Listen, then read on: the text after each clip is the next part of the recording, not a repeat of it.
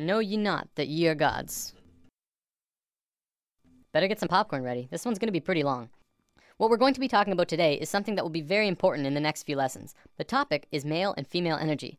From there, we'll be talking about left brain and right brain, then the new children, and bring it full circle. Ready? Deep breath.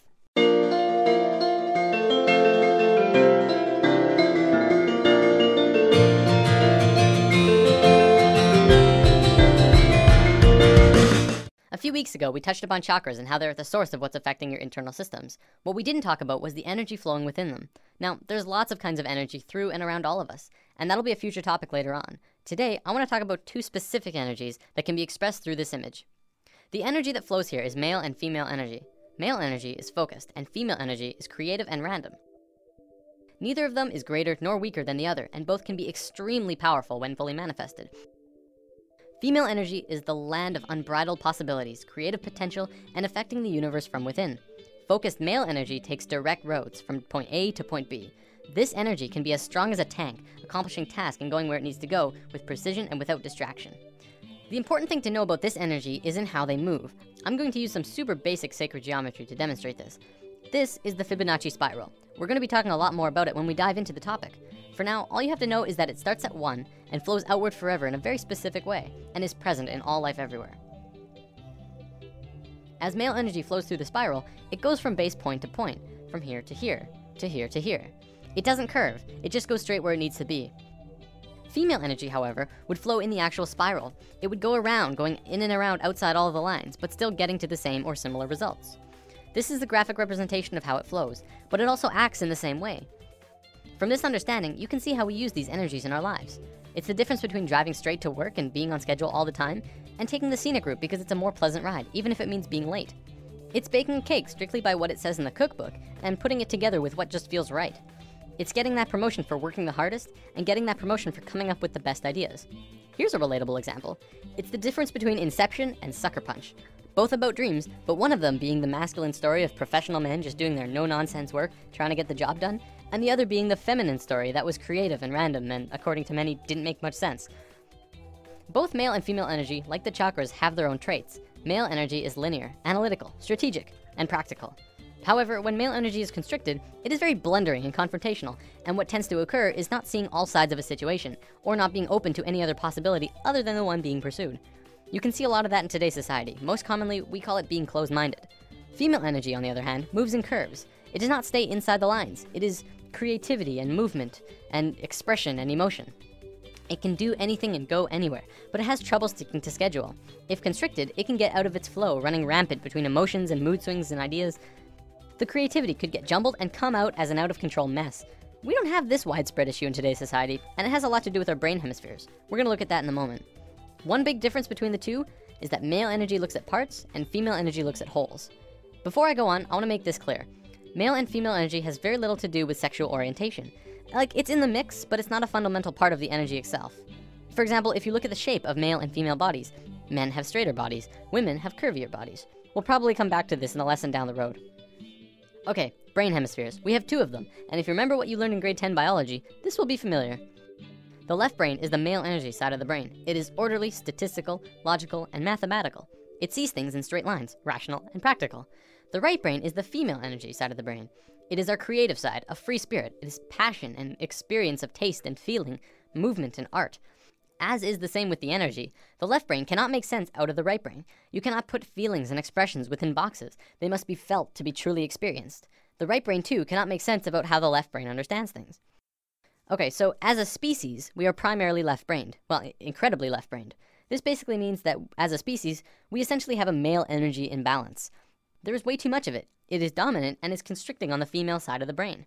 Now, don't get me wrong, this isn't a bad thing. In fact, it's kind of a blessing in disguise, but we have to talk about some other things first. So, there's nothing wrong with our female energy. We're just not really using it to potential.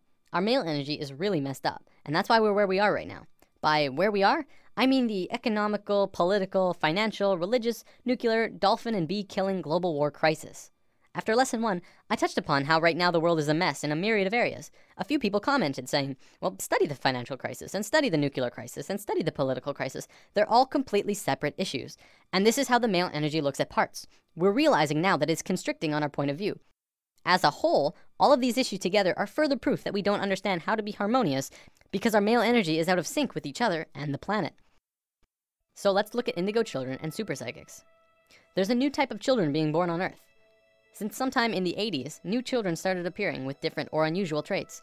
Their numbers began to increase, and today, nearly 100% of all children born in North America are indigo children. So what are these traits? Let's go over a list developed by Jan Yordi, a play therapist who has been studying and working with indigo children for about 4 years now. As we go over the list, see if any of these sound like you. Maybe strong-willed, independent thinkers who prefer to do their own thing rather than comply with authority figures or parents.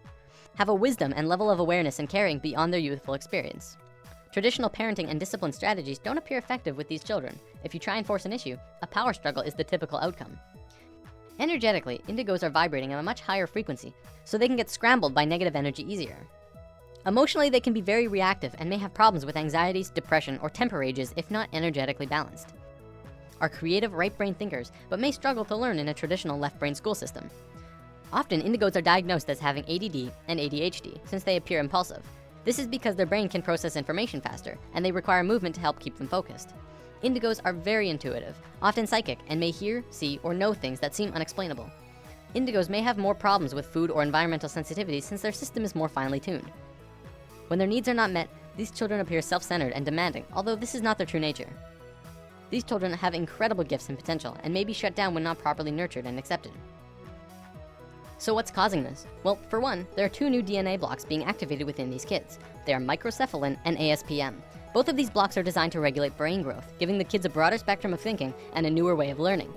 Because of this, the average IQ of an indigo child is about 140, which is 40 to 50 points higher than the average IQ. We're just learning now that our school system's methods of teaching are becoming outdated. It's because our kids are changing. We're going to look at the broader spectrum of why this is happening in a moment. For now, let's move on to the badassery that is the super psychics. These kids are hardcore. They can do anything, literally. Some can move solid objects through walls with their minds. Some are blind, yet they can see everything around them from a myriad of different screens within their head. There are some who can look at a person and know absolutely everything about a person just from looking at them, including when they'll die.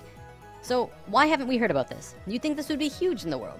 Well, for one, almost all super psychic children are in China, and almost all of the evidence is hardly ever rendered into English, although some of it does make it into the public in China. If you want to learn more about this, the book China's Super Psychics by Paul Dong and Thomas Raphael is a great starting place. Before we wrap up, we totally have to bring this video full circle. What on earth do the new children have to do with male and female energy? Isn't it obvious?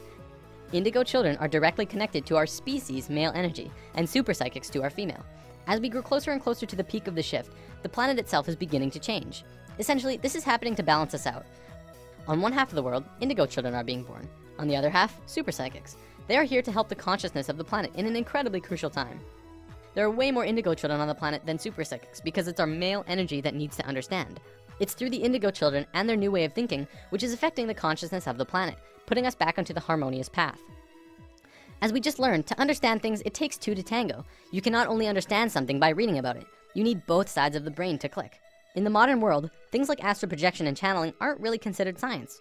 One of them is exploring different realms outside of the body, and one is communicating with beings of higher consciousness. And yet, because we can only seem to measure it from experience, it doesn't qualify to be legitimate. Because of this left brain constriction, we have lost a major part of what life is about. See, what we have is called polarity consciousness. We see everything in 2 ways, good or bad, hot and cold, right and wrong, religion and science.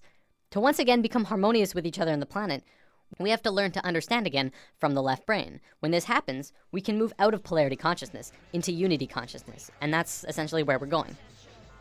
That about wraps it up. See you next time. We are suspended in this one moment of movement, spiraling in fractal design. But your mind caught up in linear time. You're too afraid to let go, so you're always trying to catch up with time. This is a new consciousness, which means a new experience, cause it's conception of reality.